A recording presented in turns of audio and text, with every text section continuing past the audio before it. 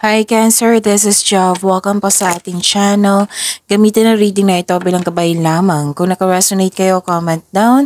Kung hindi ko naka-resonate, ibigay niyo po sa iba kasi general reading po ito.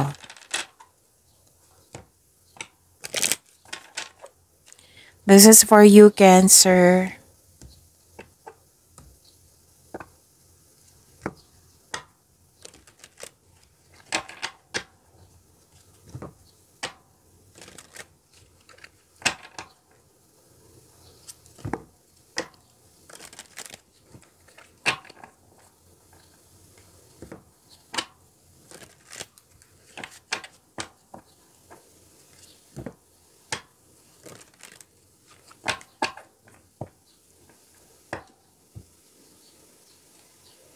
Para po ito sa iyo, Cancer.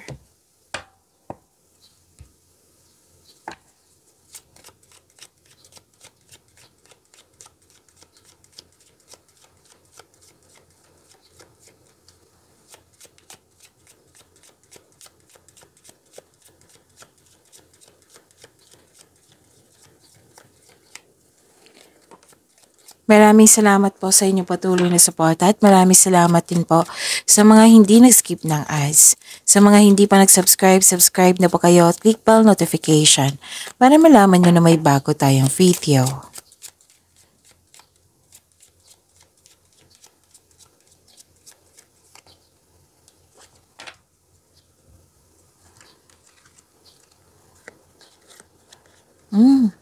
Ganda. Cancer. Tatlong card, what I meant is, dalawang card po nagsabi dito na may recovery, may hope and healing. So, claim nyo po.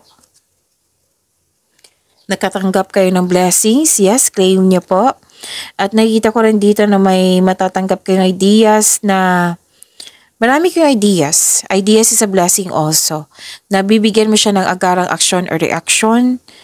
At nakikita ko rin dito na nagkaroon po ng personal development and nakikita ko dito na some of you nag-research sa internet para may makuhang learnings or clarity. And this is money luck also, L-U-C-K, Cancer, money luck. May nakita ko dito. And pwedeng fame or awards to, recognition, nakilala ka. So, this is hope and healing. So, may recovery. Ang ganda. Kasi nakita ko dito, pwedeng may concern kayo sa nakarang araw na nabibigatan kayo, nahihirapan or may pasaway dyan, or you're not okay. Tapos ngayon po, nakita ko dito, dalawang card na mismo nasabi dito na nagkaroon ng recovery. And may grupo ng tao dito na very supportive sa'yo, which is dalawang card na nagsabi po. And nakita ko rin dito na nagkaroon po ng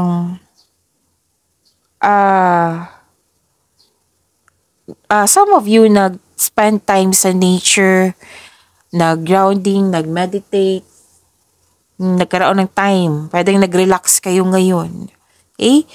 And personal development and, okay, by the way, dalawang card po nagsabi dito na may personal development and spiritual growth. Some of you nag-relax, diba? Sabi ko kanina, pwedeng sa bahay din yan or nag-take time kayo sa nature. Kasi may nakita kong, dito, nagpahinga sa bahay. Kasi you felt calm and relaxed and security pag nasa bahay kayo. Ang ilan sa inyo, home base yung trabaho nyo po. And this is prosperity also. Prosperity claim nyo po. At nakikita ko rin dito na may nag-uusap po regarding sa domestic matters or property.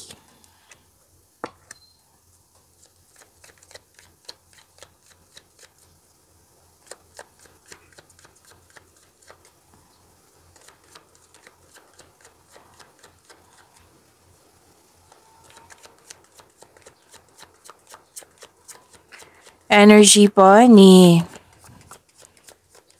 Cancer.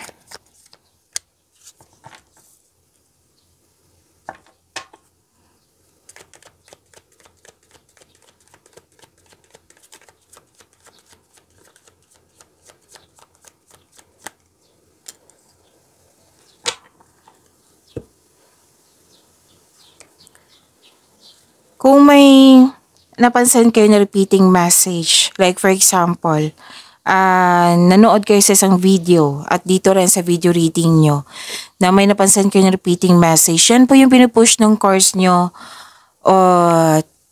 Yan yun po yung pinupush ng course nyo na kailangan nyo bigyan ng atensyon, solusyon at aksyon kung maaari po. Okay? At so, ano yung energy ni Cancer? Nagkaroon ng anxiety, pag-alala. Ito yung sabi ko kanina sa inyo. Na dumaan kayo sa yung bigat ng nararamdaman. Pero huwag kayo mag-alala kasi sinabi naman dito na may hope and healing. Diba? Oo. So, sinabi dito, nagkaroon ng anxiety or pag-alala,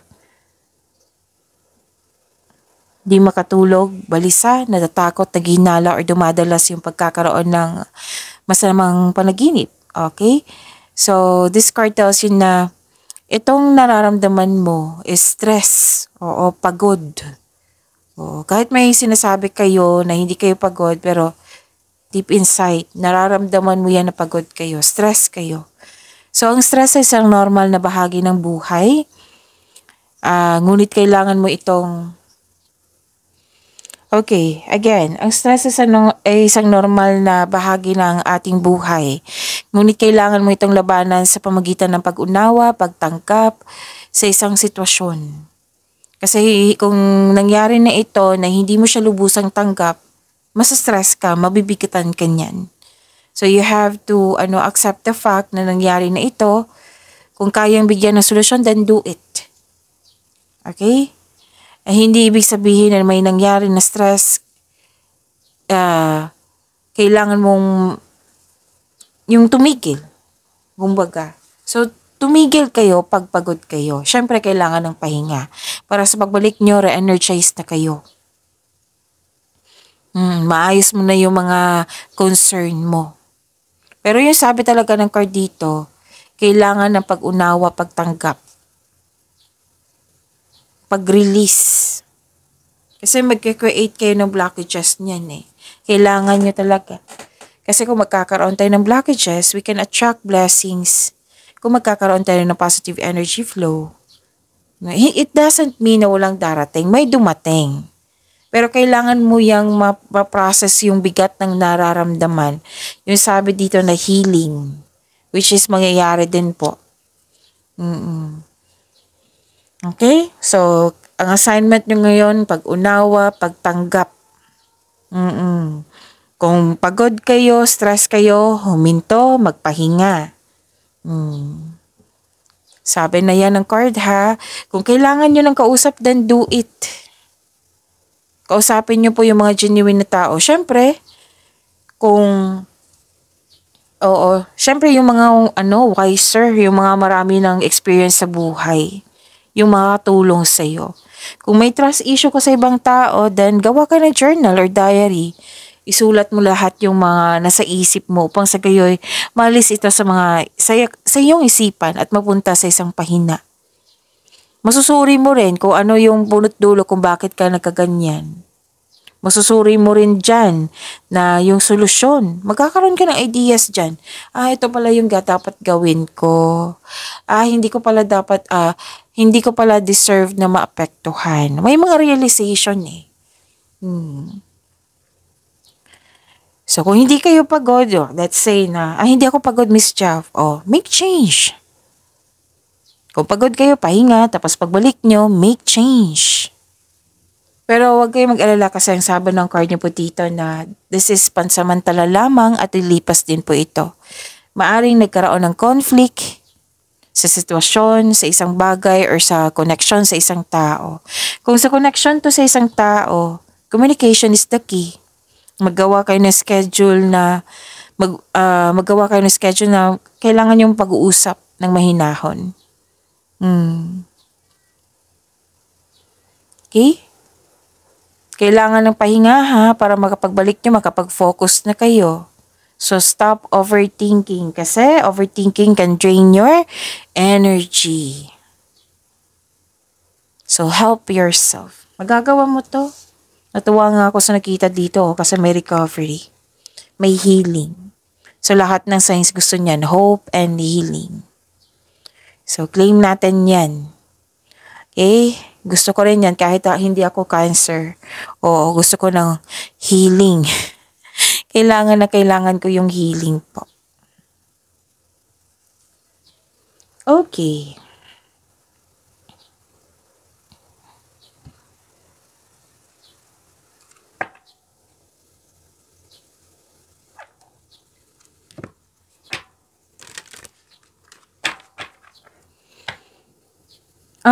Okay. May celebration dito. Pagtipon-tipon togetherness, special event. Or pwede din ng ilan sa inyo nag-decide na mag-build ng structure. Oo, kasi may nakita kong structure dito or nag-build ng plano. Pwede. Pero may structure ko nakikita dito ha. Pwedeng bahay to or negosyo. So nakita ko dito yung stability. May gantimpala kang matatanggap. Maaring mana ito, promotion or recognition. So ang ilan sa inyo, dalawang card na mismo nagsabi dito ha. At dito rin, dalawang card na may plano kayong magbakasyon or nagbakasyon na kayo ngayon. Posibleng out of town din to. And yung sabi ko kanina na togetherness, yes, meron po. Pwedeng nag-celebrate kayo, pwedeng birthday, anniversary, monthsary, or pagtatapos, or achievement. Pwede din na special event. So, naging masaya kayo dito. Ang sabi kasi ng card dito, attend kayo nito kung pwede po ng pagdiriwang na ito. Kasi, naging masaya ka dito. So, it meaning to say na relieve nawala yung stress mo nang dahil sa grupo ng tao. So, pag-attend ng activity na ito or sa pag-celebrate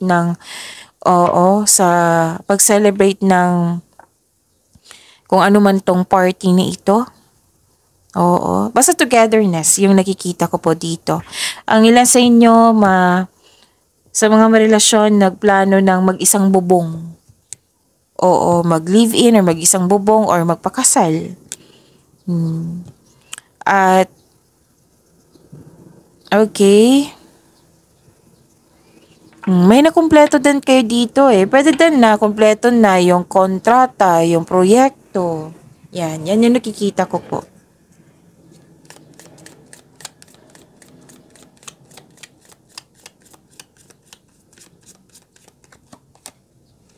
Raindrop, let your tears cleanse. Pasensya na po. Let your tears cleanse, heal, and heal you. See, this is healing. Lumabas siya dito, at lumabas siya dito. Healing, recovery. So, claim nyo yan ha. Claim natin pala. Kahit hindi ako cancer, claim natin yung healing na yan.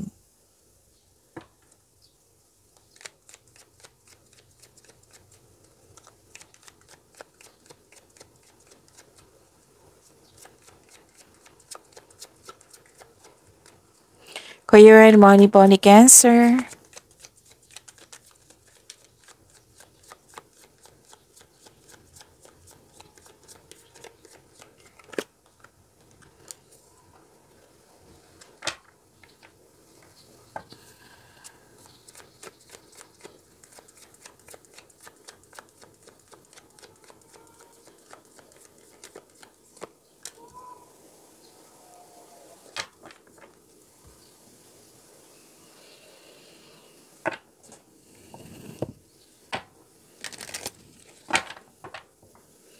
Sa inyong career and money po, nakikita ko dito na may partnership, may nagkasundo, na may agreement kayo sa isang tao.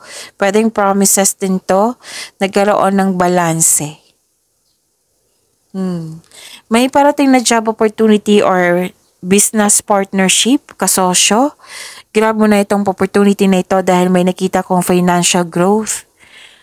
Basta planuhin ng mabuti at sipagan sa araw-araw po. Pwede din na willing siyang magbigay ng puhunan sa iyo para tulungan ka. Para makamit yung layunin sa buhay mo. Pwede din na tulong to na material na bagay. Pwede partnership talaga to. Or teamwork. Pwede nakipag-teamwork, teammate. Pwede din na nagbigay ito ng tulong sa'yo sa pamagitan ng mga ideas. O ideas is malaking tulong yan eh. Na kung paano pa mas ma-achieve mo yung layunin mo sa buhay, sa career and money niyo po. Basta may nagkasundo po dito. Okay?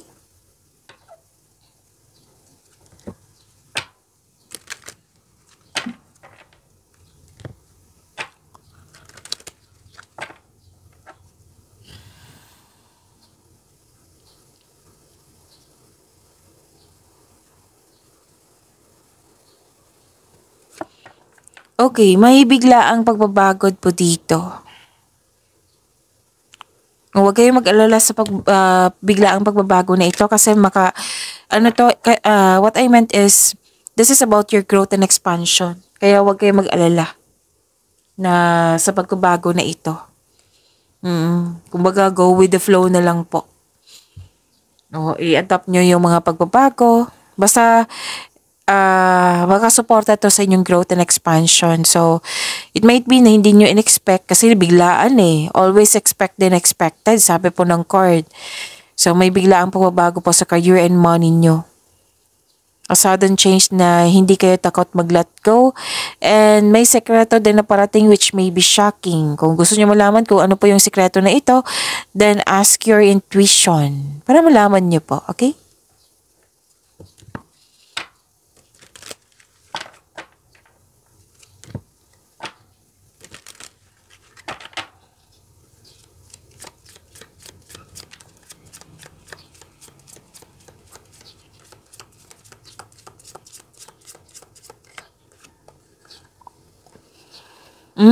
Ang ganda. Saglit lang po. What was once locked is now ready to be opened. You've unlocked the floodgates of abundance free from limitations. Obstacles appear to remind you when you're steering of course. Okay? It might be this is about opportunity.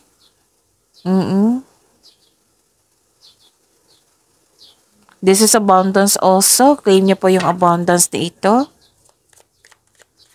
Kasi may biglaang pagbabago eh. So, na-unlock mo na. It might be this is about hidden talent. Okay? Na magagamit mo pandagdag income.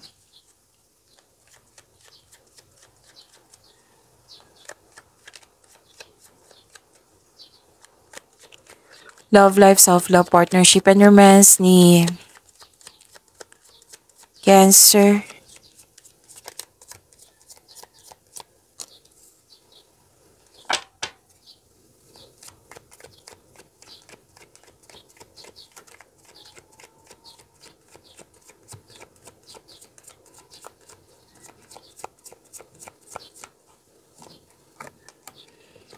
Okay. Actually, yung dalawang card na ito, nagsabi na guarded ka. Kasi, pwede din may pinag-isipan ka na pwede natagalan, pwede magkaroon siya ng delay. Kasi nga, natagalan ka sa pagpili or sa paggawa ng desisyon. Kasi nga, ayaw mo masaktan, ayaw mo magkamali. Okay? Kasi it might be may nangyari sa nakaraan na ayaw mo maulit yun. Kumbaga guarded ka. Naging wiser ka ngayon. Pero, ang sabi ng card nyo dito na don't hesitate too long. Okay? Kasi kung magkakaroon siya ng hesitation for too long, malilito ka niyan. Malilito ka, mabibigatan ka. Sa paggawa ng desisyon ba to? Or sa pagpili?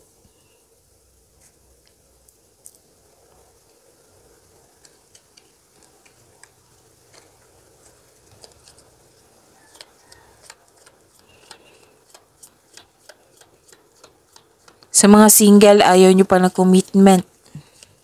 May ibang maliligaw na friend zone mo. Gusto mo mag-focus muna sa iyong sarili. It might be, ang ilan sa inyo nag-decide dito, mamahalin ko muna yung sarili ko. Like that. Na gusto mo unahin yung sarili mo. you want to love yourself more. It might be nag-decide kayo na mag-focus muna sa inyong career and money. Sa mga relasyon sa buhay mag-asawa, medyo hindi to okay ha, kasi isa sa inyo, pwedeng ikaw, pwedeng siya, nag-iisip pa, hindi pa sinasabi. Nag-iisip po, wala pang conversation na magaganap ha, so far sa nakikita ko dito, kasi naiisip pa lang eh. Worth it ba magstay? Kasi ilang years gusto mo nang magkaroon ng pag-level up. Like for example, naghihintay ka sa boyfriend mo o na gusto mo nang makipagsettle, okay? Gusto mo nang may ganap na kasal, na gusto niyo magkaroon na kayo ng kasal, na magkaroon ng magbuo kayo ng pamilya. Example lang po iyan ha, tapos wala pang approach from this person. Pwede. Pwede din na matagal na kayo, may ganap na kasal. Example po ito, another example na naman para maintindihan nyo na bakit parang pag-level up? Wala siyang plano for our future. Parang come what way. May mga question na ganyan eh, come what may. Yung puro present na lang, wala kang natanggap na plano for the future. So, may pag-iisip na ganyan. So, kung kayo ito, kailangan nyo ng time for reflection or pag-usapan nyo. Kasi that is a teamwork eh. Relasyon yan. That is teamwork. Hindi pwede na ikaw lang yung magdala. Kaya dapat kayong dalawa mismo. Para magkakaunawaan. Kasi kung magsastay yan sa'yo, it might be may chances na mas mabibigatan ka. Kasi dala-dala mo eh. So, better na pag-usapan nyo. Okay?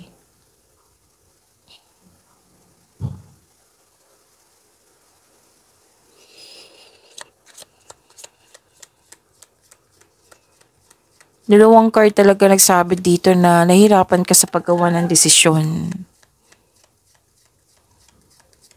At yung sabi ko kanina na ayaw mo masaktan, defensive, guarded ka, ayaw mo magkaroon ng dalawang card niya mismo nagsabi dito ha. Ayaw magkaroon ng relasyon, ayaw magkaroon ng commitment, ayaw magtanggap ng manliligaw. Pwede din sa mga relasyon sa buhay mag-asawa, umiiwas ng away or confrontation para hindi kayo masaktan. Kumbaga, may limitation na. Umiiwas. So this means sabi kasi ng card dito na may fear po dito. May fear akong nakikita dito. So, magkaka-create ng blockages. So, kailangan nyo pag-usapan yan. Ang pag-aaway po kasi is a natural element sa lahat ng relasyon.